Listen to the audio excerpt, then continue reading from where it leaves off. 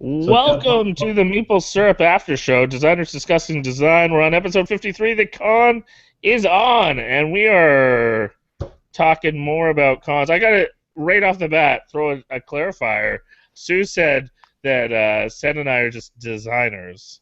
But actually, before I was a designer, I was an event slash logistics person, and still am because I've run a few cons in my day, and Sen has helped with many a cons as well. So Did you ever get caught? on the record, we have actually been involved. For instance, Brian was sharing about the surprise when people show up. I ran the board game bash in my hometown a couple years ago, and we had 7 people pre-register, and we had 225 people show up. So Wow. it was a wonderful problem, but it was a problem because we actually we ran out of chairs, and people started playing on the floor because we had so many people and they didn't want to leave. And we had tons of prizes, thankfully, because we used especially the model Play to Win, which I'd love for us to chat a little bit more about Play to Win and other ways that people have done, prizes and things like that. But that was one of our kind of selling features, is that we had a variety of fantastic support from publishers, and that kind of sold the event but didn't really sell the pre-orders. So on that note, maybe some of the early days, let's talk, not maybe BGG Con now, but what are some examples of either cons that you've been part of during the early days, or other cons that you've attended? We didn't even scratch the surface of other conventions, and I know probably in this room alone we've been to probably 15, 20 different cons. So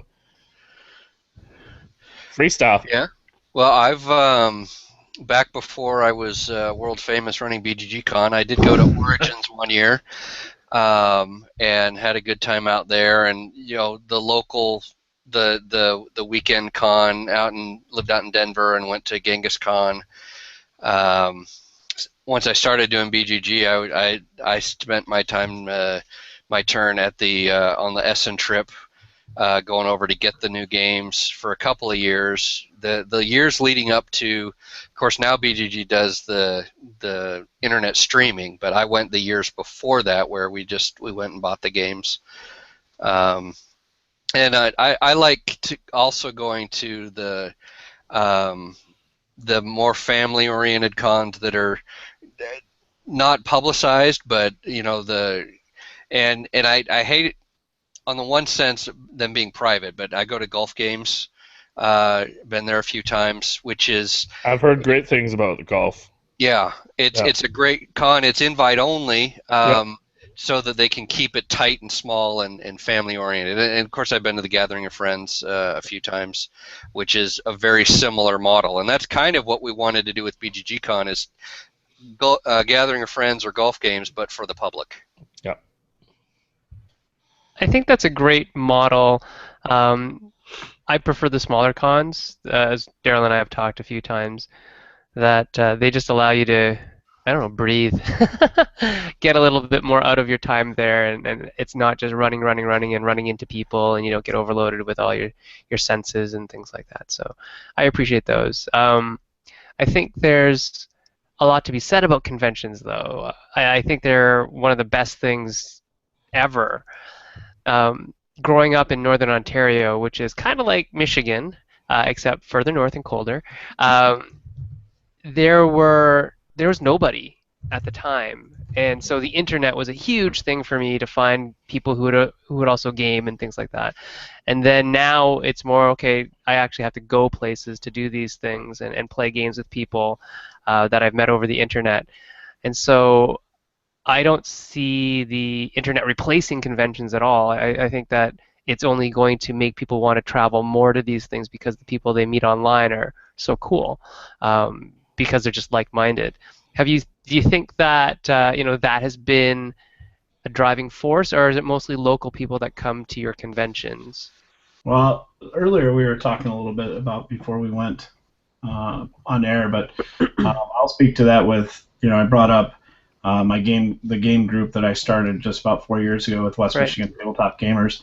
This And, is you a know, serious network. You were telling me how big this thing is. This is Yeah, crazy. it's almost 750 people. You know, it was just under 4 years ago that I started it, and that was an outreach on my own. I mean, I started it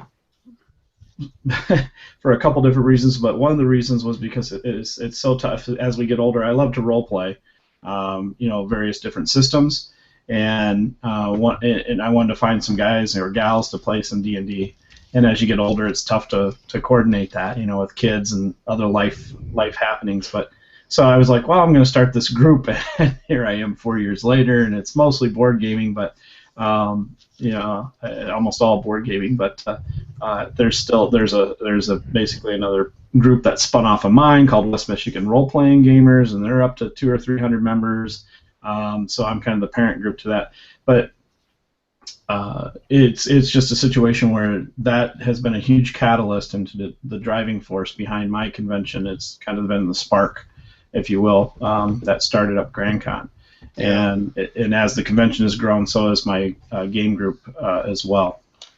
Our experience is obviously just a little bit different, seeing we spawned out of a online community that was worldwide.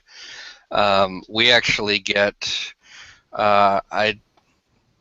our numbers last year were less than 40% came from the state of Texas, and so That's interesting. We're drawing in nationwide and, you know, international. Every year we have somebody from Australia or Jerusalem or Canada. Canada, yeah, we get a lot of Canadians coming down. I was gonna say there's a lot of Canadians that are okay with going to Dallas in November. Totally. That's not a hard sell. That's not a hard sell. That's right. That's right. But yeah, that's you know, like our statistics, Jeff, and gang here. The let's see, was it about 75% of our attendees right now are currently from within 125 mile radius. Sure. So we're just scratching the surface here. Absolutely. Yeah.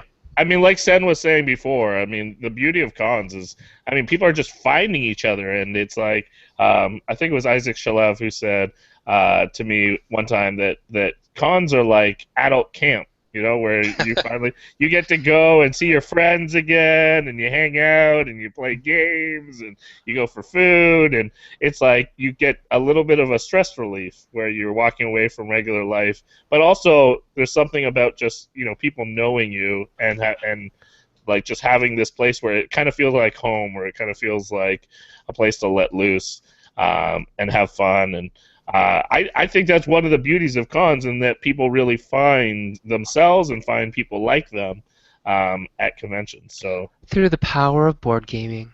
yeah.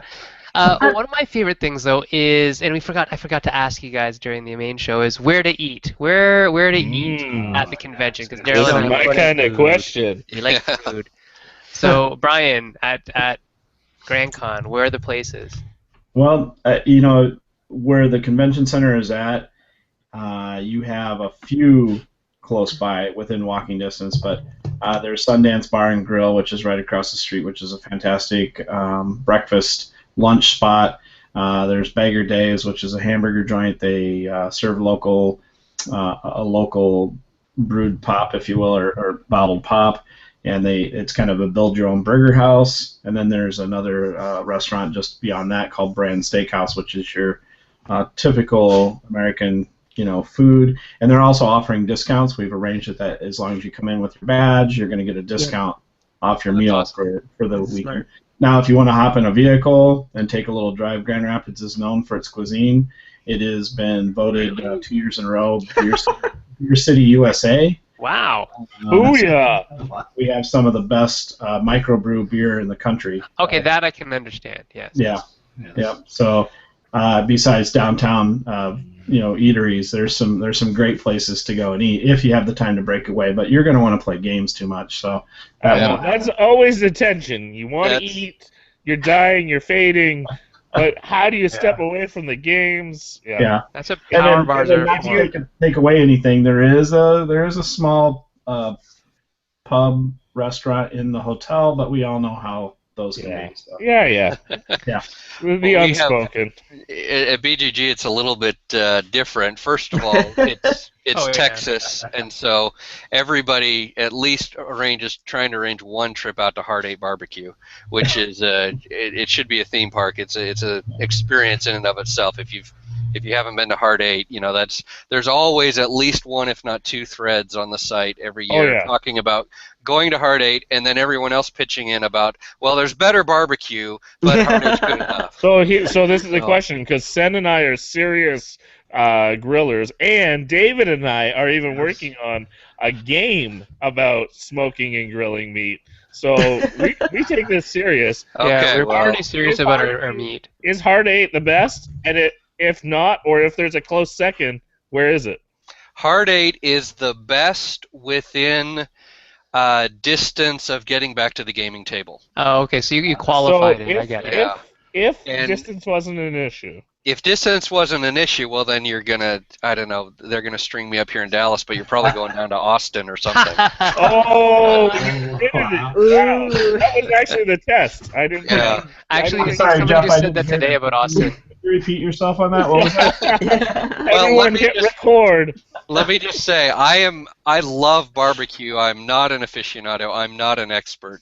Heart 8 is good enough for me. It's as good as any other place I've been to. I haven't been down to Austin myself, but but no, Heart 8 is the traditional. You walk past the smoker, you order your meat by the pound, and then they weigh your plate and charge you. And you always order 3 times as much as you need to. But it's real Texas barbecue place. It's protein overload, I'll tell you. Yeah. Well, to put this into perspective, and I don't want to make this a barbecue show, but I have to. It could totally be the barbecue.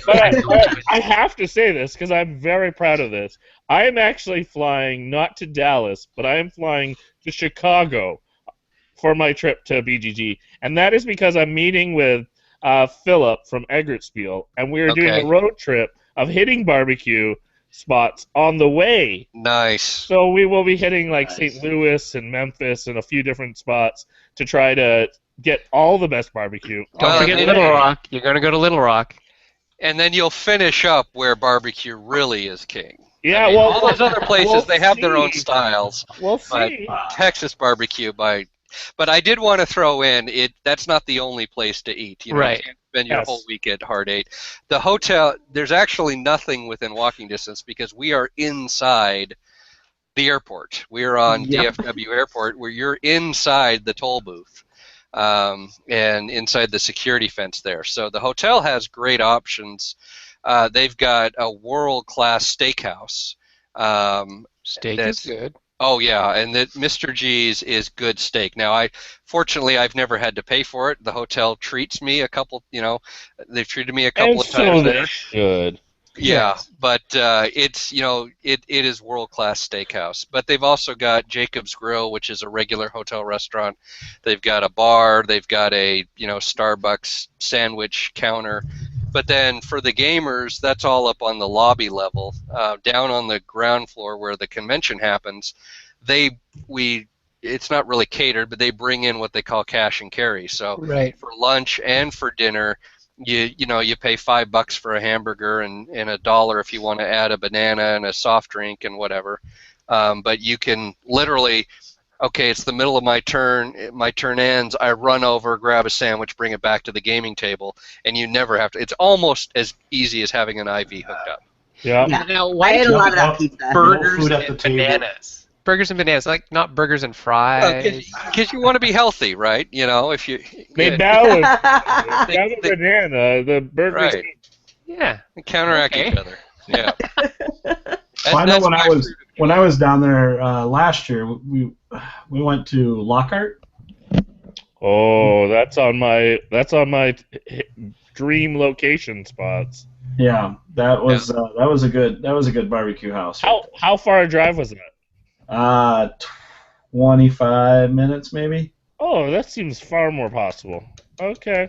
Yeah. Yeah, That's it's cool. not bad. Hard 8 is only 10 minutes away, Yeah. but you're standing in line. But yeah, there are some. I could pull up the thread right now. It's already started for this year as to whether Hard 8 is good enough barbecue or not. And I think JR is going to have to treat you, Daryl, to steak on my behalf. Oh yeah. JR and I Hunter are didn't- going to have to take I it. Oh didn't- yeah, that thread. Yeah, all of a sudden, Sen just ticked off all of Texas. No, it wasn't me. Oh, it was Rick. It was Rick. It was Rick. It's totally Rick. Rick busts out that Texas does not know how to cook a steak.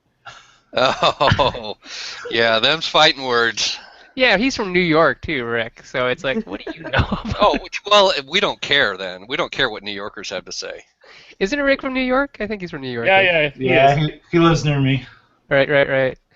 So, what about other cons do you like? Like, if you could pick one thing from another con and bring it to your con, to BGG Con or to Grand Con, what would it be?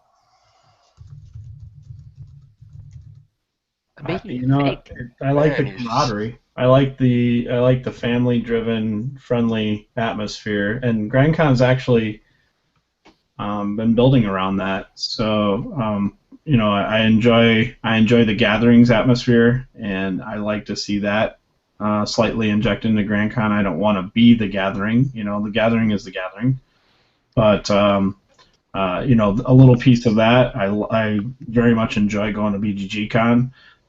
So it just seems like, I think for Grand Con we've incorporated just a little piece of most of the conventions that are known out there, from Gen Con, Origins, BGG Con, and the Gathering, and we've made our own out of that. We've taken that Play-Doh and molded our own.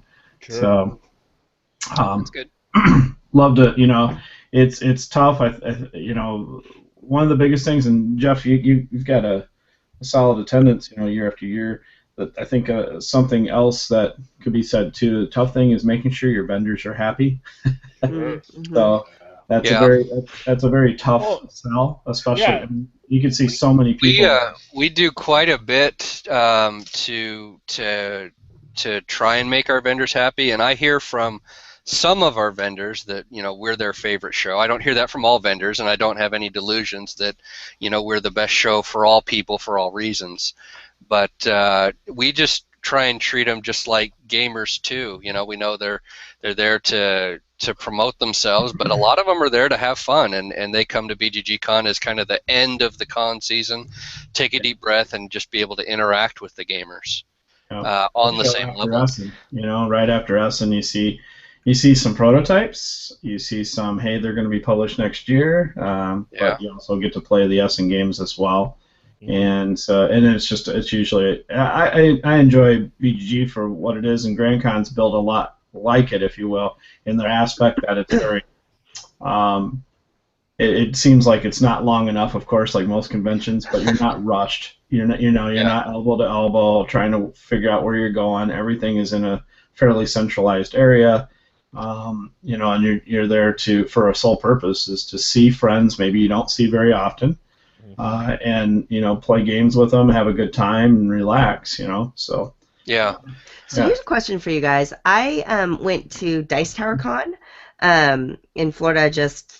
I don't know. It was like in July. I went to Orlando in July voluntarily. It was air conditioned though, Because right? you had a momentary lapse of reason. But you the way the hotel is, you have to leave and walk half a mile from your room outdoors. to Cool, right? Like outside. instant sweat. It was horrible. But anyway, the convention was wonderful and I had a blast. But it was interesting because I saw a lot of not a lot, but I saw a little bit of chatter on Facebook and on The Geek that some people were saying that it felt a little more cliquey than previous years, where I remember being in the open gaming room, which is huge. It's kind of like BGG Con, which is awesome, where you just have this massive room of people playing games. And you have these signs like players wanted, players wanted. And what people were saying is it seemed like a lot of people were only playing with the people they came with or the people they came to see, and there wasn't as much mingling and meeting new people. And it was interesting because I remember before I'd ever seen those threads, I was sitting in the convention and I noticed that there were 12 tables with players wanted signs up, and I'm like, just talk to each other. Got together. Yeah. everyone wants to play what they want to play, but I'm like, you guys could all be playing a game right now if you would just get together. Yeah. It's wait time. Just play that game while you wait. Totally. So I think that happens at all conventions. is though, that to just some the way it is, does. and people need to get over it? I think there's a group of people that need to kind of get out of their comfort zone just a little bit and take some initiative on time. I don't know if I'm going to get in trouble with this, but there's a thread on the Geek right now that I've been watching. I haven't responded to yet, but people are asking, we do the players wanted flags, we do the teachers wanted flags. Well, some people are asking for flags that, as I understand it, are basically, I'm ready to play a game. Please ask me to play your game. Now, no. by no means, I don't want to belittle anyone, and I respect. Sometimes it's hard for introverts to feel like it's okay to ask, but in my mind, the social contract is incumbent upon you to. If you're at my convention, you're willing to play a game, and you are perfectly expected to ask to play any game or to go up to a table that has players wanted and say, hey, can I play the game? It's not, I don't want anyone to, and I know they're not, it's not coming from a sense of entitlement or make my entertainment for me, but it's a little bit like that where, okay, I'm here now, make me happy, and it takes a little effort to have fun, and we expect everyone to, have fun and to expend that effort and make new friends. Yeah. Anybody wearing a Team Geek jersey, and I forgot to mention this on the show earlier, how awesome Team Geek is to help us run this show. You definitely have amazing jerseys too. I just want to say that. Well, but we have amazing people inside the jerseys. Yes, even better people. People make the jersey, Daryl. Come on. Yes, exactly. Yes. And any one of them, if you're a little shy, and a lot of us are, and having a hard time getting into a game, find somebody in a jersey, and they'll get you into a game. But don't just sit back and wait for someone to ask you to play their game, because then it's not going to happen. Right. Yeah. Because the same people that are sitting out there playing a game are just as intimidated themselves to ask you to come play with them. Yes. Yeah. So then you're just standing there looking at you, kind of like being at a sixth grade dance. So you should put a balloon between you guys. It totally is. That's exactly right. Wallflowers. Yeah. It's funny because I think that it's becoming more of a destination trip for groups of people as well, though, right? Conventions. I know that Daryl and I have friends who go down to Gen Con every year, and they have this, plan and this attack, and they do things in a certain order, and that's their thing. And they may never play with other people. They may actually never see other people, but that's just Gen Con. My thought to that is, okay, I will admit BGG Con is not the cheapest way to spend a weekend. It's expensive to run, and it's expensive to just come and attend, especially if you're coming from out of state or whatever. And if you're going to come with your group of people and play games with just them for the whole weekend, let me clue you in, you could save a whole lot of money by just doing that back where you were, and you'll probably play most of the same games you would back at home anyway. I mean, yeah, we do have the new hotness from Essen and all that, but still, you can have fun without that. So come and meet new people. That's what it's all about. Absolutely. Actually, you said something I want to jump on. Hotness, Essen. While I have a few people here, help me do a little research, because I'm going to be doing a video with Stephanie Straw on the weekend. We got to do a Nerd Syrup episode of upcoming games for Essen, and I'm curious, what are some of the games people here are either looking forward to or already know are going to be hits? I mean, I'll throw out a shout out. R&R's in here. I'm super psyched about Mombasa. Like that. We have two really solid games coming. And Rome. Mombasa and Brett Meyer's game, Rome City of Marble, which I just recently played a round of that, and it's a solid solid tight game. Both games I've played, both games I highly recommend. They're awesome. Yeah. Mombasa's a game where it's about a 2 hour game once you get into it, but you once you finish it, it's one of the rare ones that you finish it and you do want to play it again. You know, I mean, like you're really like, hey, I could play this again right now. Yep. Just because of the diversity of the game and what it has to offer as far as the strategy. So we're pretty excited for both. You know, we've got, and then of course we always have our family and party game lines. So we're releasing some new Time's Up expansions, and we're going to have some Spellcaster expansions. Oh yay! I love spellcasters. Spellcasters, yeah. So we're working on some things. You know, for the holidays we've got another game coming out, which is, you know, yes, it's kind of looks like it, but it's not, and it's Quirkle, but it's a game called Gobblestones, and Yes. That's Steven. That's Stephen Glenn. Lenz. Yeah. Glenn, yep. So and then we just released, you know, Panda Head, which is a very simple trick taking. Oh right, Panda.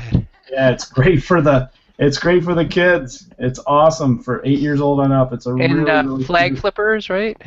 Flipping flags. Flipping flags. Flippin' All I flags. know is that Dan just posts about that game every day, so that's all I know. It's Flippin' Flags Dan. Yeah. But no, Flippin' Flags is actually a real riot of a game. I have that one and our other one called Face Chase. I have had more fun playing with adults with that game than I ever thought I would. So I've learned some new countries because people get so excited. They have a difficult time of saying a country's name. So we've discovered some new countries with the flags. And Face Chase is your wonderful speed card playing game, and it's great for the kids. I mean, even, you know, if you took your time, even a 3 or 4 year old could actually play it. But, you know, it's really meant for the 7-year-olds on up and have a good time with it. So we're excited. Good times.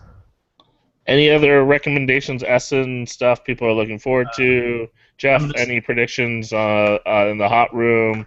Everyone, jump in. Yeah, you know, I'm so busy running the show, I don't get to do a whole lot of research ahead of time, so I don't know a lot of things that are coming out, but I do. I'll just throw one plug out there. I am excited to see what happens with 504.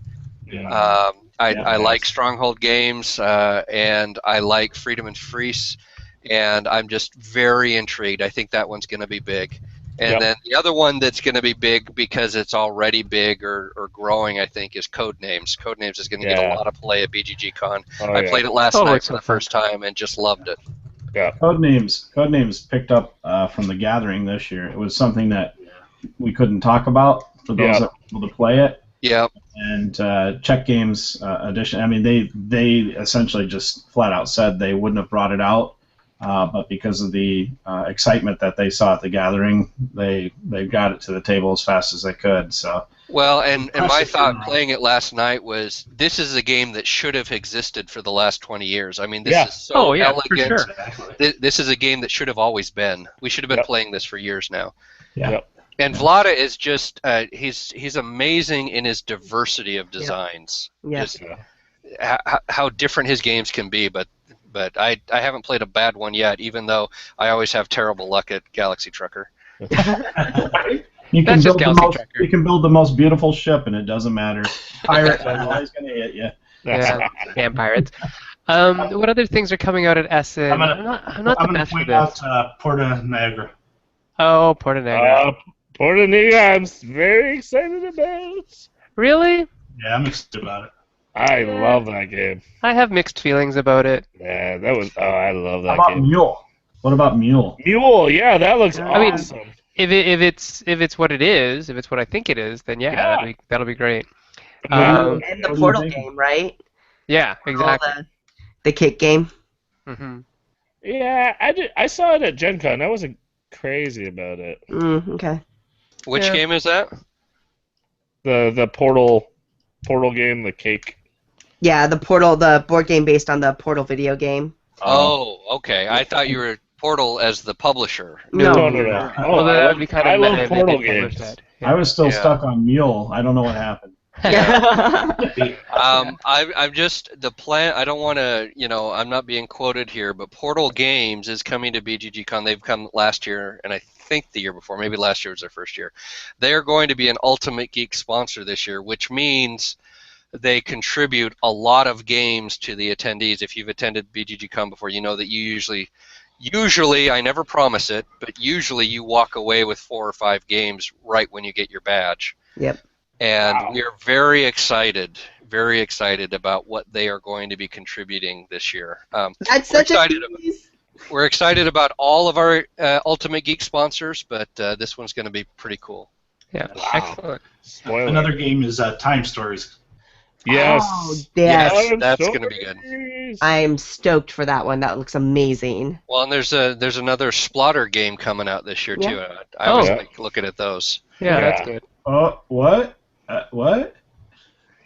Yeah. What's that one?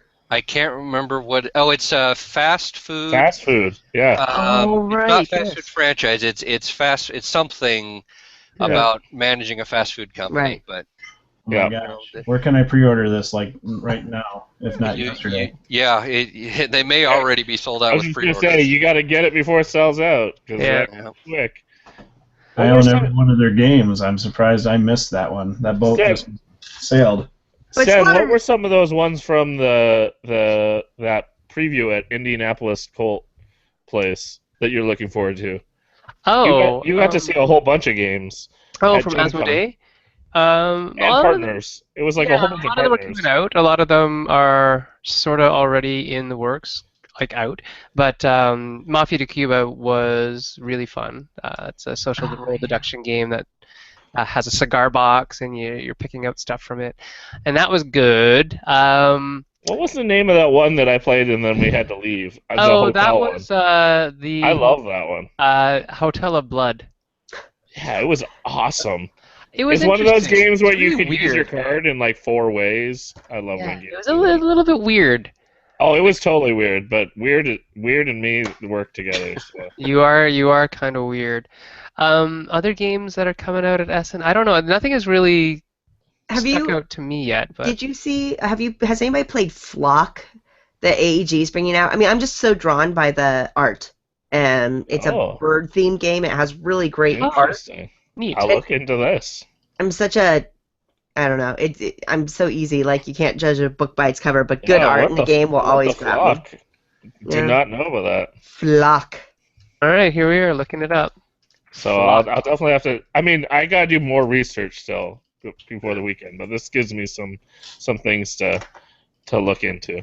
Well, I can recommend a pretty good website that's collected a lot of this. Yeah, information. there's definitely that might be my go-to resource. Yeah, there you go, Daryl. There's Flock. Ooh, a blue Oh, that jay. is nice. It has a blue jay on it. That's always worth something. I'm in. If it's got the Blue Jays. That looks a little Tokaido-like in the art style. Art style, yeah, totally. It looks Which- pretty simple, like a little set collection or something, but Sure. the Yeah. art. It looks, that art. You know, it looks like Stefan Alexander's game. That's what I want to, talking about Sam, Yeah. the bird game he designed.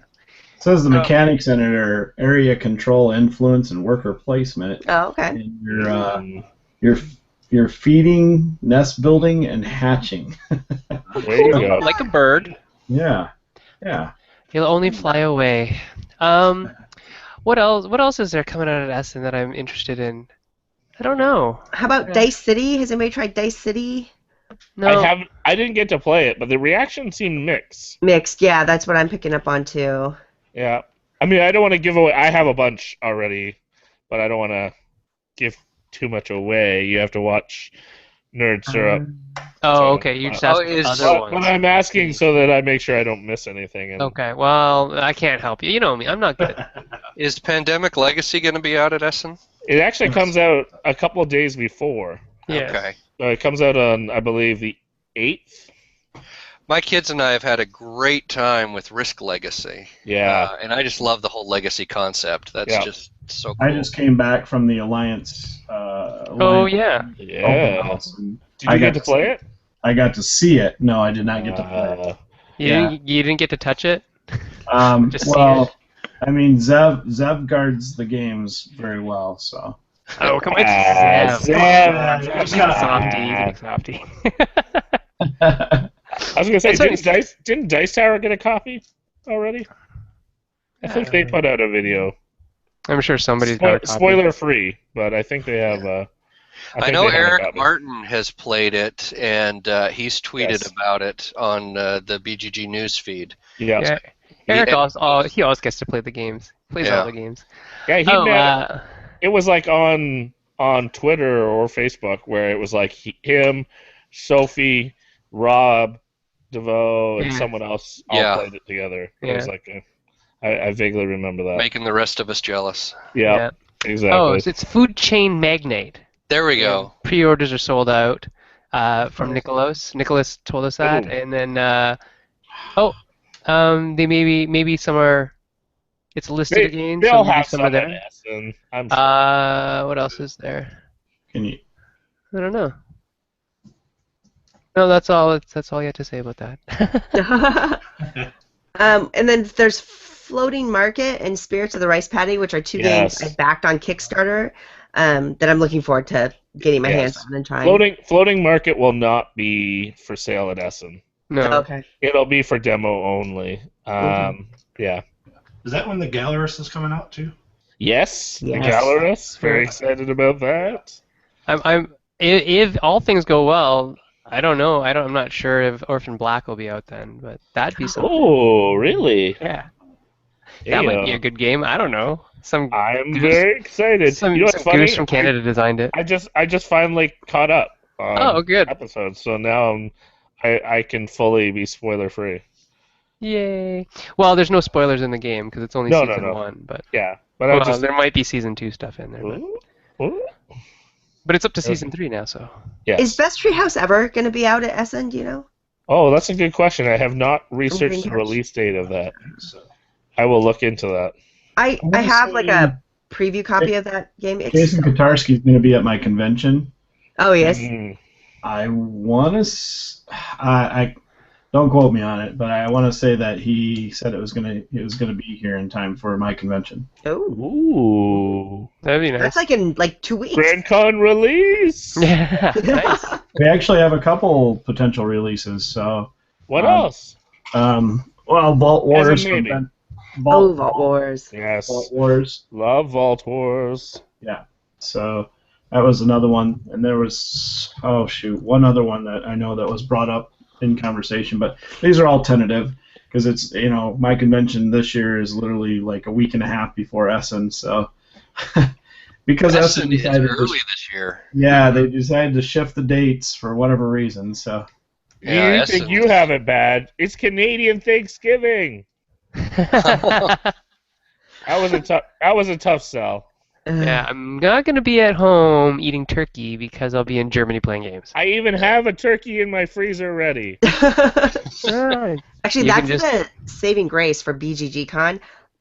It's the weekend before Thanksgiving, but also the weekend after my daughter's birthday. Well, there you go. And so I just managed. She's 6, so you can't. There's no skipping birthdays when you're 6. So I do the birthday party, and then I literally that weekend. Then I fly out on Tuesday to BGG Con. Otherwise, I'd be hosed.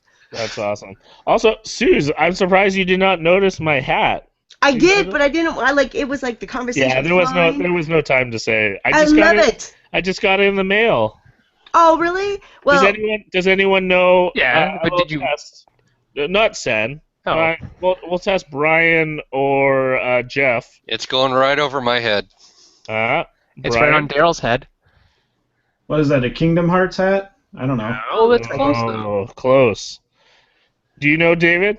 No. All right, Suze, say the big reveal. So I am fortunate enough to live in an area. I live in the Seattle, Washington area that has the best local game store cafe in the world. There's 2 of them. There's Mox Boarding House and Card Kingdom and Cafe Mox, and that's their logo. And when you're in Seattle, if you haven't had a chance to visit us, I've heard of Card Kingdom. Yeah. It's a kingdom of cards. So I'm very excited because after Essen, I'm going to the Seattle area for 3 weeks, and this is where I'll be most of the time, because that would be the easiest way to find me. Absolutely. Hang out with Suze and all the awesome Seattle peeps. Lots of them. Seattle's kind of a thing, right? So. See, we are the thing. Come on, people. So, The only reason why we let you slide down is because like Canada and Seattle are so close. You Right, can't right, kind of- right. Yeah. so Well, when we announced BGG at Sea, did you think it was going to be at Seattle? You broke my heart. yeah. Just like oh, so Well, they I would have re- called it I BGG at SeaTac. yeah, No, not it would have been BGGC. That would have been amazing for Seattle. Yeah. Oh my gosh. So let's talk about this BGG can. Yes. Let's talk about this. How can we make this happen? How can we make BGG can happen? Like, who do we gotta pay? Yeah. What do you Well- need us to do? And We will make and it have it happen. on the west coast of Canada, Yeah, we could do Sure, we can do that. potentially Vancouver. Vancouver. Okay. We talk about a lot of different things, and I don't know what are the import fees if we're driving across the border with 2 semi-truckloads worth of board games. Don't worry. You just say Meeple syrup. We call up Dylan. Okay. We call up Dylan. Call up Dylan. Yeah. Dylan, and Dylan says, "Don't worry about these things." I hate to say it, getting into Canada would be a whole lot easier than I think getting back into the States. That's the Yes. Yeah. Yeah. Dylan would say these are just not throwing the this board out there, games you are not to looking say, for. not to say anything against what you said earlier, Jeff, but I mean, Grand Rapids, Michigan is super close to Canada, and we could always talk and make something happen. Make it happen. That's right. Partnerships. Yeah. We like encouraging partnerships. So. Yeah. Sure.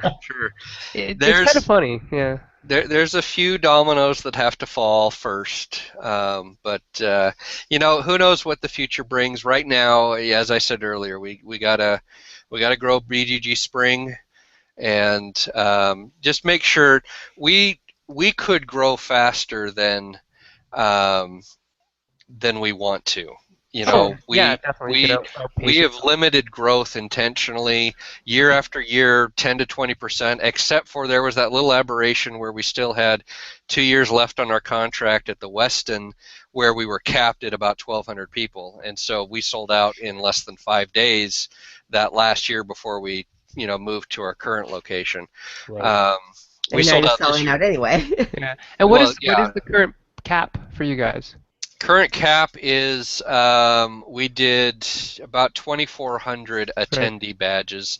Of course, exhibitor badges are about 300, 350. So we're going to be somewhere in the 27 to 2,800 this year. A big number. Now, last year was the first time ever where it started to feel maybe a little bit too crowded. And I'm going to qualify that. I had people telling me they couldn't find tables. I know there was always a table available, but it was hard to find. Right. So we're doing a couple things about that this year. One, we limited badges by about 100 less than we did last year.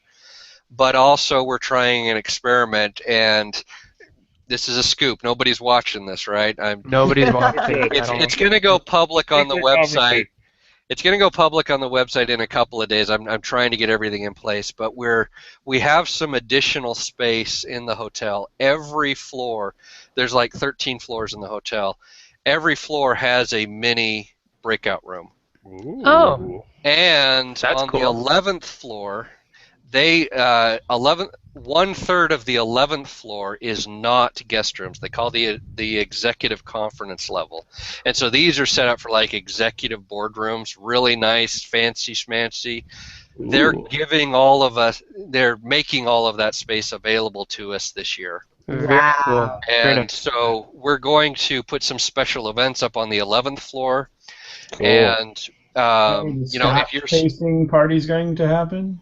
what's that? Is that where the Scotch tasting party is going to happen? Ooh. No, the Scotch tasting party still, for legal reasons, has to happen in attendee private hotel rooms. Mhm. That cannot happen in any public space. And it cannot, is there actually a regular Scotch tasting thing at PGG? There is an 'Cause that would help me come more. there I is do an like unofficial Scotch tasting that is run by Bart. I can't remember his last name. I'll look it up and Bart he's gonna kill me. That's all. Yeah. Yeah. Very cool. But it has no association whatsoever with the convention itself. Semi-official. Or- You can open up a can of Disavows all knowledge. Yes, that's Yeah. right. But Nobody knows about it. It's not official. well, Just watching her night from last week. Yeah, but it does happen. Okay. But one thing I'm going to do, and maybe I'll get Paul Y'all. I'm going to put this up on the website to help with the, I don't imagine people are going to go from room 225 to 425 to 525 just looking for open tables. They're not going to wander up there like they do the rest of our space. Yeah. So I'm going to put some low resolution cameras in these rooms that take a picture every 15 minutes. Yeah, that's well, stop motion. Yeah. Yeah, there'll be a website where you can look up and see the entire convention. As long as it's mobile friendly, that's cool. Yeah, it's going to be low resolution pictures so that nobody's really videoing you or anything. No. And it's one picture every 15 minutes, just basically enough resolution to see where are the empty tables. Yeah. So now you can, Tablefinder.com. yeah, exactly. You can go get your game out of the library and okay, where are we going to play? Well, there's 3 open tables up on the 14th, or we don't have a 14th floor, but up on the 12th floor. Yeah. And if maybe there was somebody at the library that could be up on what tables are open, that might help as well. The person who's signing up. Anybody can pull this web page up. Yeah. That'll have all the pictures. I'm thinking about bringing a projector and just showing it that way. Maybe, I don't know. But Yeah, in the main gaming hall, because the library is kind of off a little bit from the where a lot of people go. show it in the foyer or something where we show the Geek Buzz top 10 list or whatever. Wonder if Taking those the pictures reminds me of Dice Tower Con. Because one of the things I like about BGG Con and Dice Tower Con that like Origins doesn't do is the gaming room is open 24 hours, right? Yes. So Right. no matter how long you want to go for or when you're up or whatever, if, you can just go, and that's awesome. But obviously there's like a dip in the 3 a.m. time zone, Sure. right? Right. And at Dice Tower Con, that's true too, but they have a stalwart volunteer manning the library so the people who are playing can still check out games. That's And awesome. This guy had the best thing going on.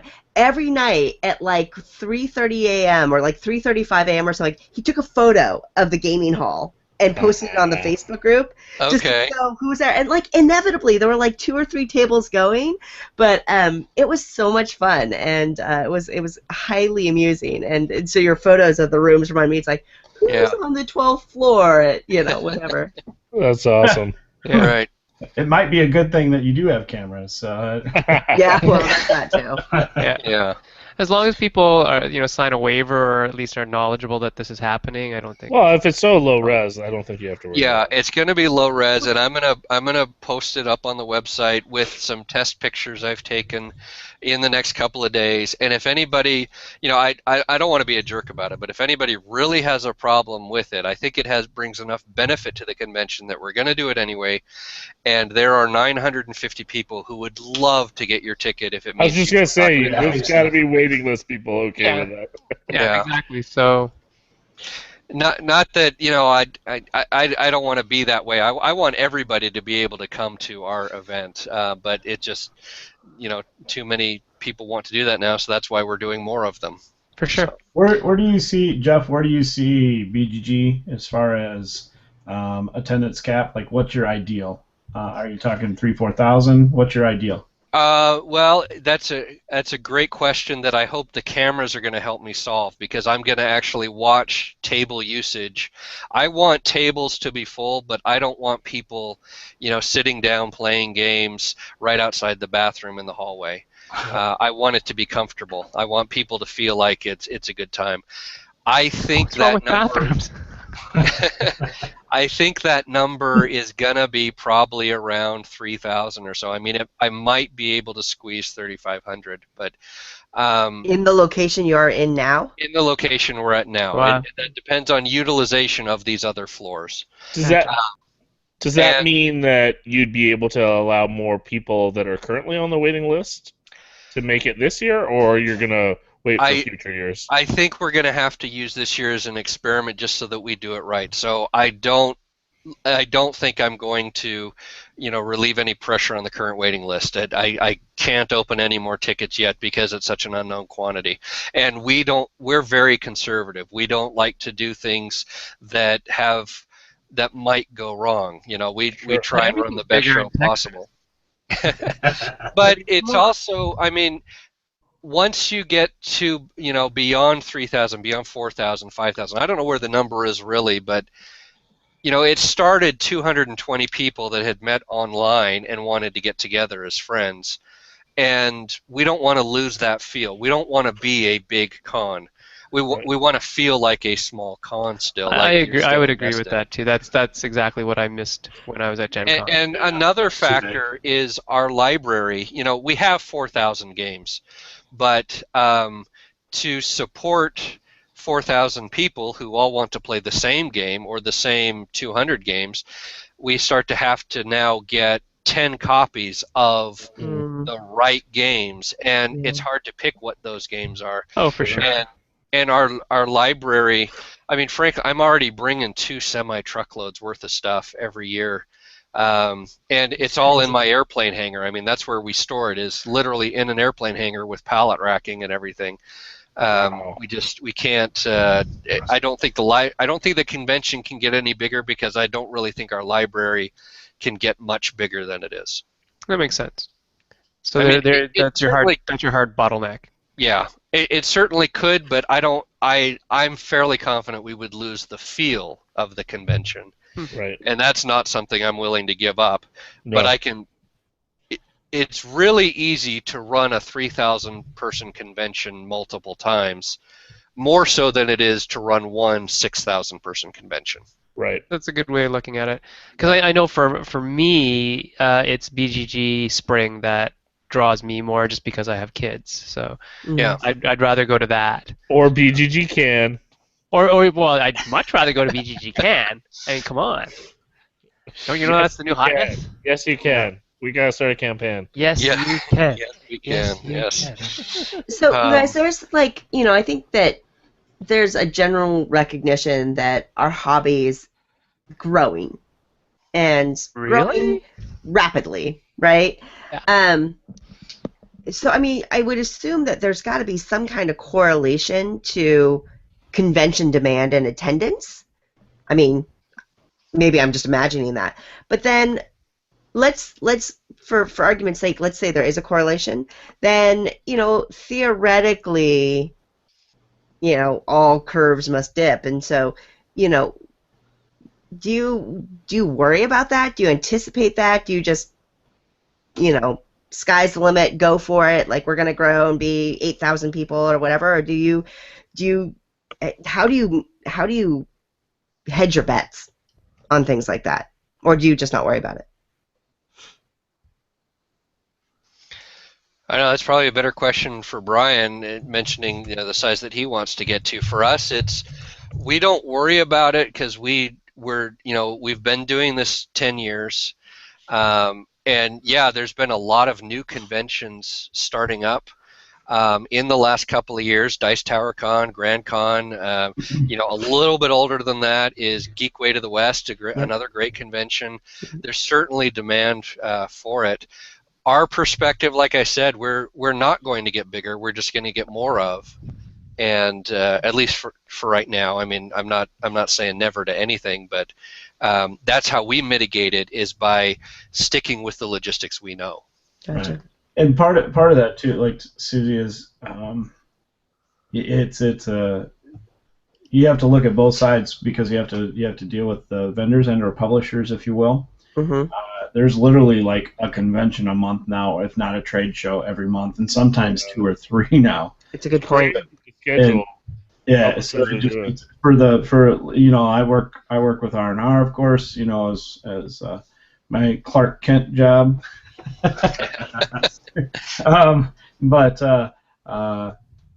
as far as the scheduling is concerned, it's a logistical nightmare, and it's getting harder to pick and choose. So now you're putting vendors in the situation like, well, starting in November, they're looking at their budget and their time and their scheduling for the following year, and you have to have your show ready, booked, and set.